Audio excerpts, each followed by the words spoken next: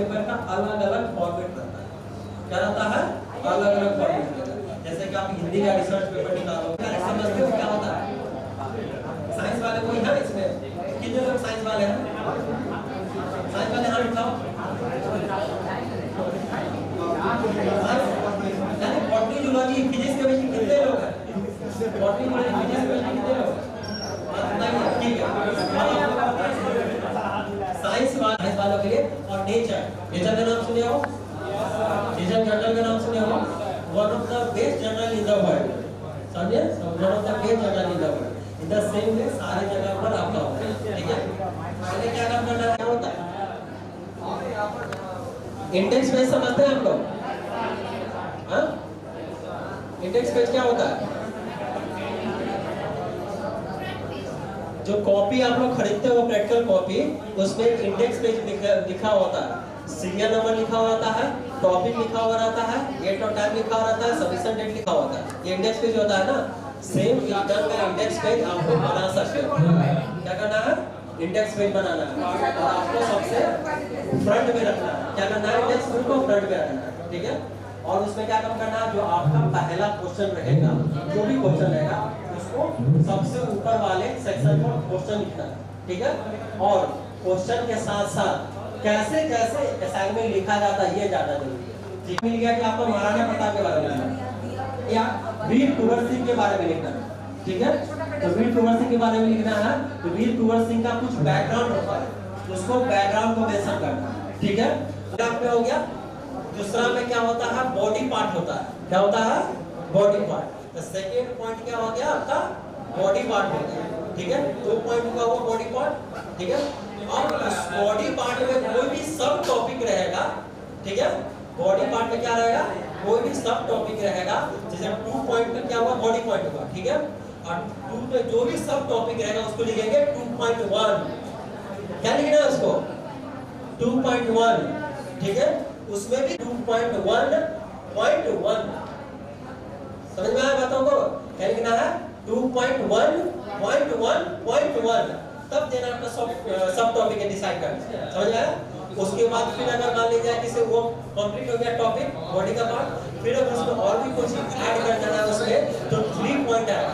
फिर उसका अगर कोई सब टॉपिक होगा तो 3.1 और उसका भी सब टॉपिक आया तो 3.1 या सब टॉपिक नहीं आया तो 3.2, 3.3, 3.4। इस ढंग से सारी चीजों को क्या करना है? मेंशन करना है।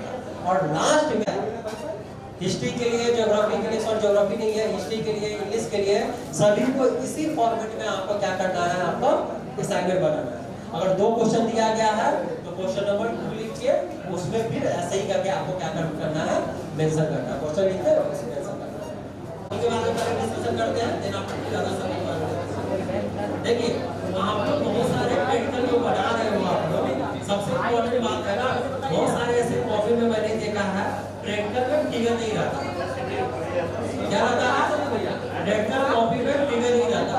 विदाउट फिगर कोई भी सब्जेक्ट हो काम नहीं करता। खासकर असाइनमेंट वाले में सुनो, असाइनमेंट में क्या करना है? अपना क्रिएटिव डेवलप करना है। क्या करना है? कि हमारे शिक्षा के साथ साथ हमारे स्वास्थ्य का भी ध्यान रखना है, ठीक है? स्वास्थ्य का ध्यान रखें। हमारे डे टू डे एक्टिविटी में हमारा मेंटल फिटनेस कितना जरूरी है, हमारा क्या है फिजिकल हमको एक तरह से फाइनल तौर पर हमें क्या करना है?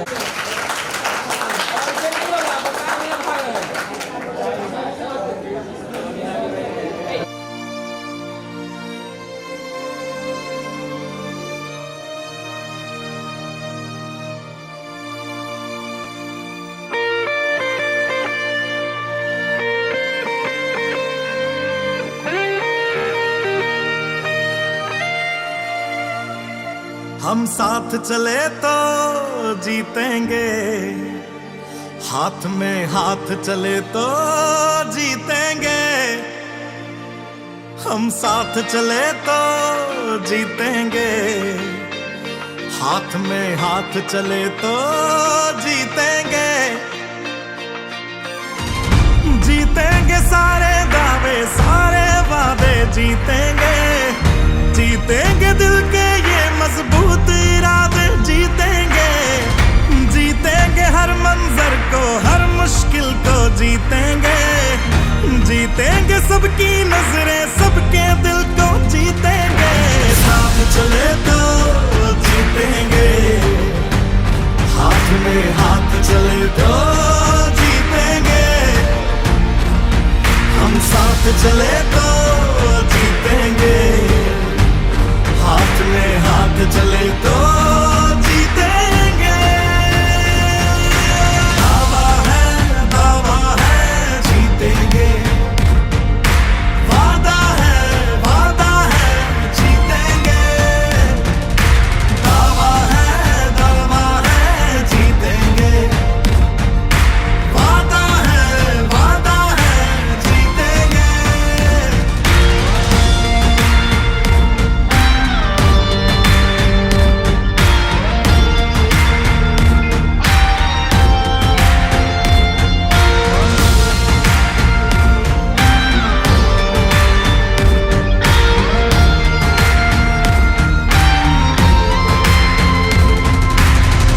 तुम और मैं अगर हम हो जाएं तो ही बस हम जीतेंगे, वरना जीते भी तो अंदर अंदर बस गम जीतेंगे। तो हाथ छोड़ना मत, जज्बात तोड़ना मत, हम तूफानों में बनके औलाद चले तो जीतेंगे, साथ चले तो जीतेंगे, हाथ में हाथ चले तो जीतेंगे, हम साथ चले तो जीतेंगे, हाथ में हाथ चले तो जीतेंगे। दावा है जीतेंगे, वादा है जीतेंगे, दावा है जीतेंगे, वादा है जीतेंगे। हर पर्वत को दिक्कत को तोड़ेंगे, अपनों से अपनों को जोड़ेंगे, हर पर्वत को दिक्कत को तोड़ेंगे, अपनों से अपनों को जोड़ेंगे।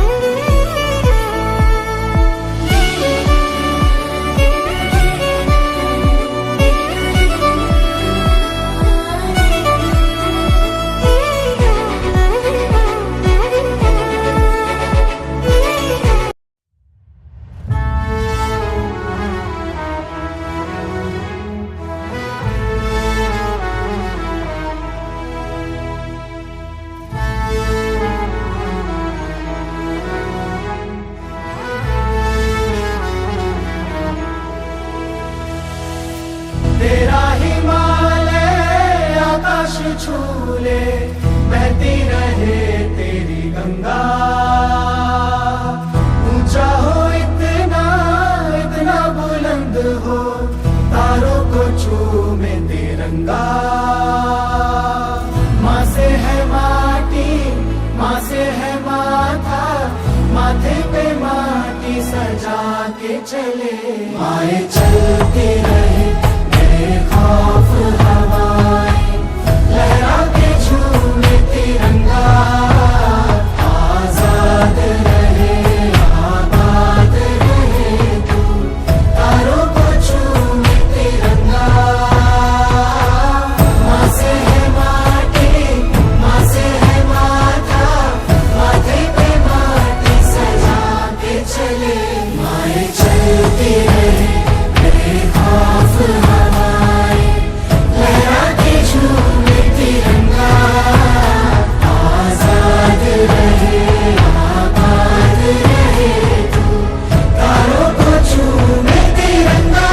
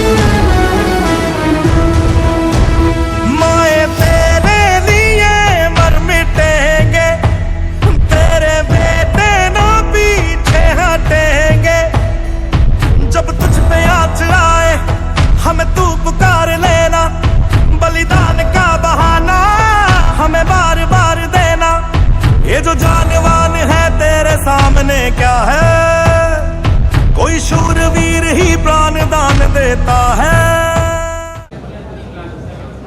मुख्य अतिथि हम सभी के सच्चे हितैषी, सौंदर्य की देवी, करुणा और त्याग की माननीय विधायक श्रीमती बीना सिंह, विशिष्ट अतिथि और कार्यक्रम पदाधिकारी श्री संजय कुमार, सभा में विराजमान सभी विशिष्ट जन, आगंतुक, शिक्षकेतर, मैं आप सभी का इस पुनीत, पावन और शुभ अवसर पर हृदय की अतल गहराइयों से वंदन अभिनंदन करता हूँ।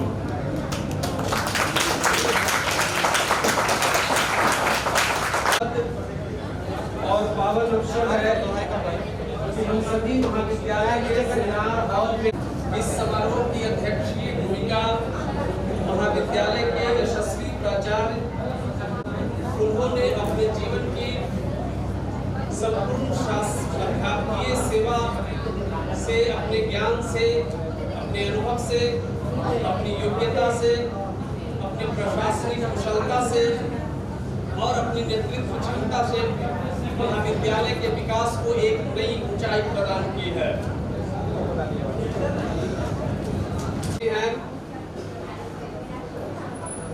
जो वर्तमान समय में बिहार विधानसभा के सदस्य हैं और जनता की सेवा में ये जी जान से समर्पित रहती हैं। इनके बारे में कहा जाता है कि त्याग, सेवा और सद्भावना की एक सुंदर मिसाल है।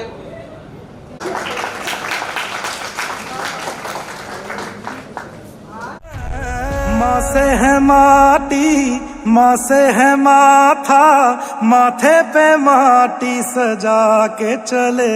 माए चलती रहे बेखौफ हवाएं, लहरा के झूमे तिरंगा, आजाद रहे आबाद रहे तू, तारों को झूमे तिरंगा।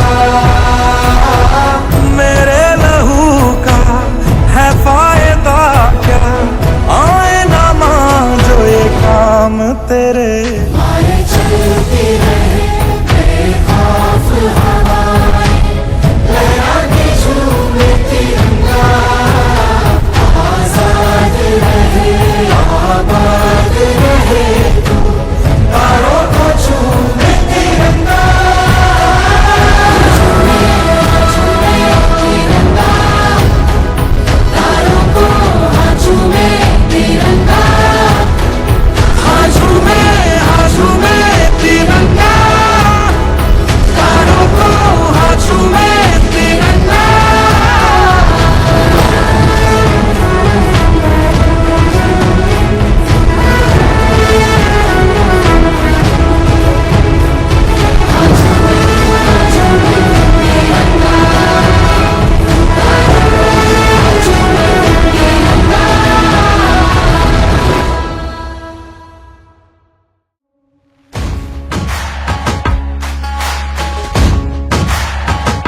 कलेजे तीर देखण नू ते सिर ते ताज देखण नू, कलेजे तीर देखण नू ते सिर ते ताज देखण नू। जमाना रुक गया तेरा ओही अंदाज देखण नू,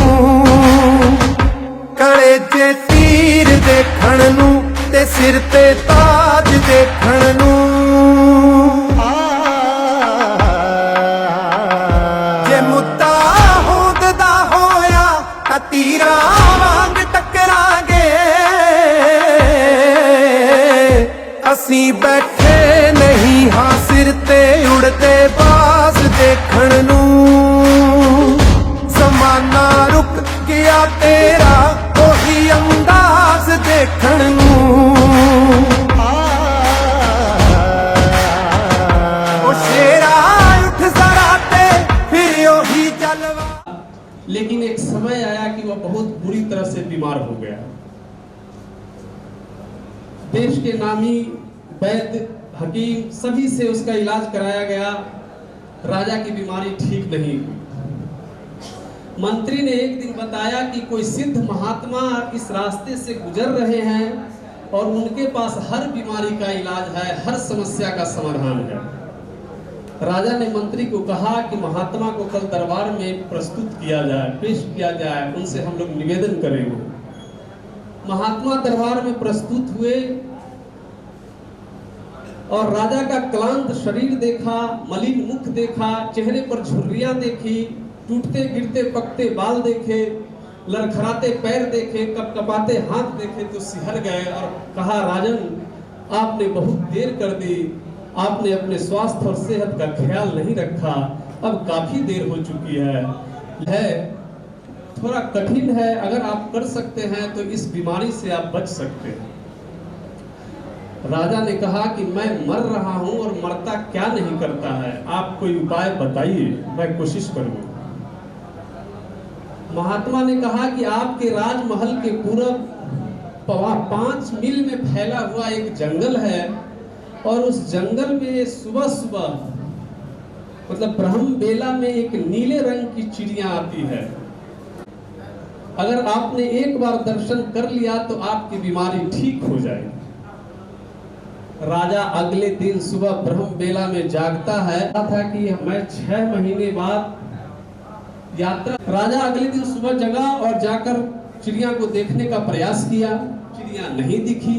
अगले दिन राजा ने फिर प्रयास किया, फिर चिड़िया नहीं दिखी। यह सिलसिला लगातार 6 महीना चलता रहा। कहीं जंगल में चिड़िया जैसी कोई चीज दिख जाती थी तो राजा दौड़ पड़ते थे उसके पीछे पीछे। जब राजा दौड़ते थे तो उनके पीछे पीछे रानी भी दौड़ती थी कि राजा बीमार है, के पीछे सुरक्षा प्रहरी भी दौड़ते थे। 6 महीना बीत गया, कोई नीले रंग की चिड़िया राजा को नहीं दिखी और तब तक महात्मा यात्रा से लौट कर आ गए और दरबार में पेश हुए और उन्होंने देखा कि राजा का जो शरीर क्लांत था अब उस पर एक अलग किस्म का तेज आ गया है। महात्मा ने पूछा कि राजा क्या आपको चिड़िया के हर रोज ब्रह्म बेला में जगकर मैं 10 मील जंगल की मैं सैर करता था, उसका परिणाम यह हुआ कि मेरे साथ साथ मेरी रानी, मंत्री और सुरक्षा प्रहरी सभी के स्वास्थ्य और सेहत में जबरदस्त सुधार हुआ है। मैं तो सिर्फ इतना ही चाहता था कि आप ब्रह्म बेला में जागकर सुबह 10 मील आप पैदल चले। आप टीम बैर नहीं कर पाया, कोई योग व्यायाम और सैर करने से ठीक हो गया। तो आप देख सकते हैं कार्यक्रम को आगे बढ़ाते हुए स्वागत उद्बोधन के लिए हम मंच पर आकर स्वागत उद्बोधन करेंगे। आइए सर।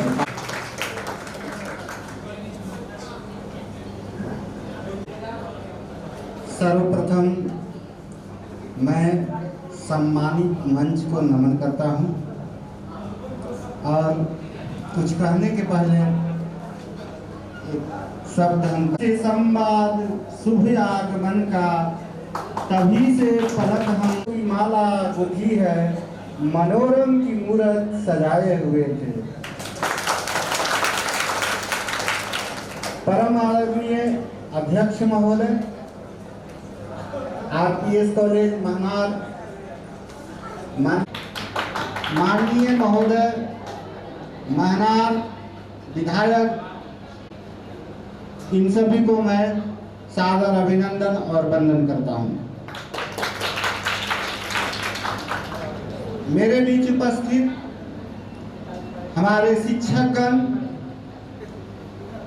कर्मचारीगण एवं इस कॉलेज की सभी छात्र छात्राएं, आपने जो इस कार्यक्रम में उपस्थिति दर्ज की है उसके लिए हार्दिक बधाई और अभिनंदन। ये विधायक श्रीमती वीणा सिंह जी के कर कमलों के द्वारा आज जो जिम का उद्घाटन किया गया है उसके पीछे बहुत बड़ी दूरदर्शिता सोच, इन्होंने बहुत दूरदर्शी सोच के तहत हमारे हिंदी के प्रख्यात विद्वान डॉक्टर सावन कुमार ने कहा कि जिम करने से उनकी स्वास्थ्य के ऊपर क्या असर पड़ता है, इनके बारे में एक कथा भी सुनाई।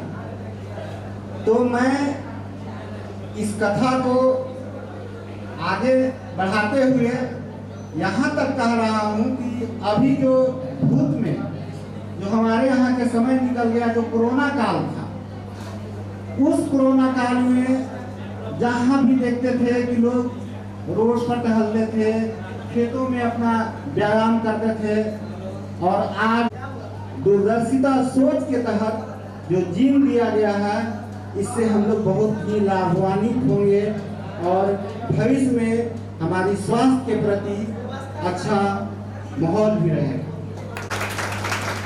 अब मैं आशा है और उम्मीद है, और इस विद्यालय की तरफ से एक और उन्होंने कहा कि इस विद्यालय में अभी शीतल पेय जल की बहुत ही माने परेशानी है, दिक्कत है। तो मैं चाहूँगा श्रीमती बीना सिंह के द्वारा एक शीतल पेय अगर हो जाता है तो इसके लिए महाविद्यालय परिवार आपका सदा आभारी रहेगा। साथ ही साथ मेरे छात्रों की एक बहुत बड़ा मांग है मैडम कि हमारे यहाँ साइंस फैकल्टी बिल्कुल खाली है। साइंस के हमारे यहाँ शिक्षक नहीं है, जिसके चलते पढ़ाई में बाधा उत्पन्न हो रही है। तो मैं चाहूँगा कि क्योंकि आर्ट्स में भी हमारे यहाँ बहुत से शिक्षक हैं और आर्ट्स की पढ़ाई, अगर साइंस फैकल्टी भी आपके आशीर्वाद से अगर यहाँ पर हो जाता है तो यह जो सुदूर देहात का इलाका जो कॉलेज है, यहाँ पर ज़्यादातर हमारे यहाँ बच्चियों का स्टडी ज़्यादातर होता है, क्योंकि बच्चियाँ ज़्यादा दूर जा नहीं सकती हैं। हमारे यहाँ के बच्चियाँ, और आपका सदा आभारी रहेगा।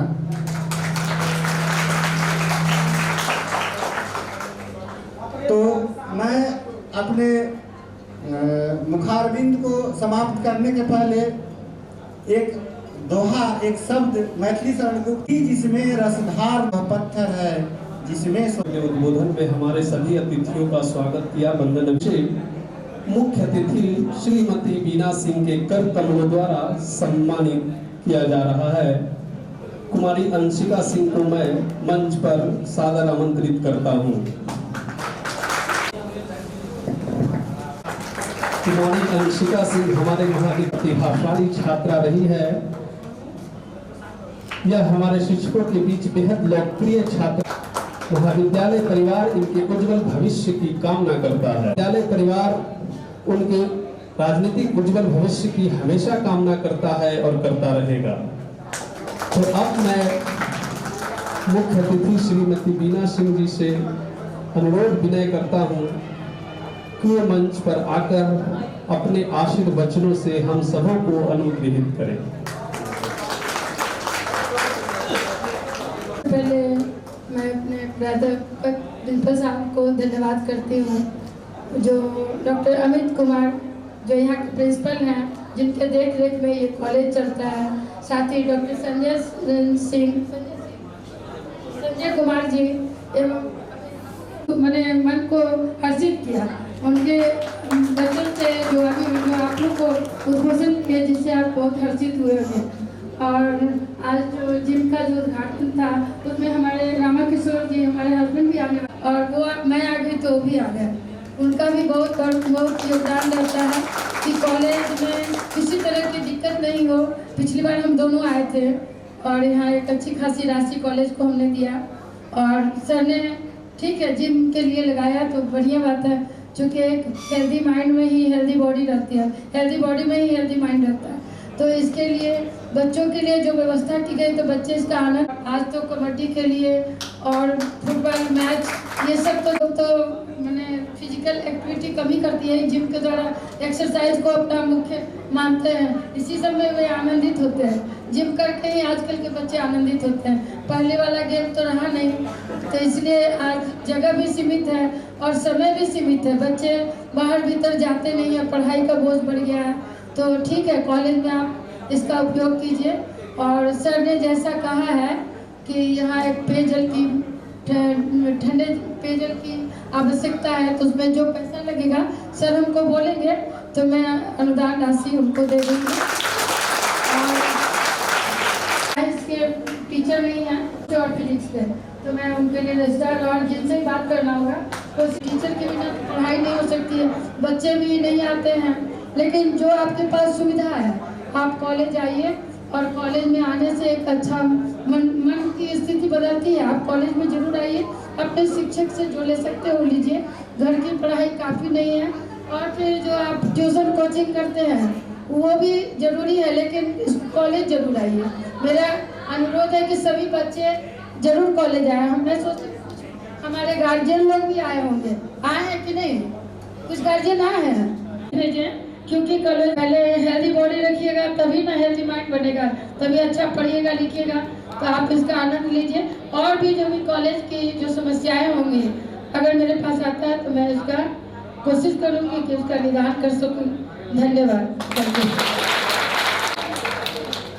बहुत बहुत माता के समान है और माता कभी बच्चों को निराश नहीं करती है। पिछले उन्होंने तो हमारे मनार हसनपुर मनार का ही नाम ऊंचा किया। 5 स्पेशल बच्चों में 5 टॉप्स में स्थान पाई है। मेरे तरफ से उसको बहुत बहुत आशीर्वाद। और मैं आशा करती हूँ कि क्या पढ़ती है, साइंस के आर्ट्स में तुम अच्छा करो, कुछ ना कुछ कम से मनार का नाम ऊंचा करो, बढ़िया पढ़ाई करो। बहुत बहुत धन्यवाद तुमको और तुम्हारे परिवार सब लोग। Thank you. तो अब मैं इस कार्यक्रम के अध्यक्षीय संबोधन के लिए professor doctor Amit Kumar sir को सादर आमंत्रित करता हूँ।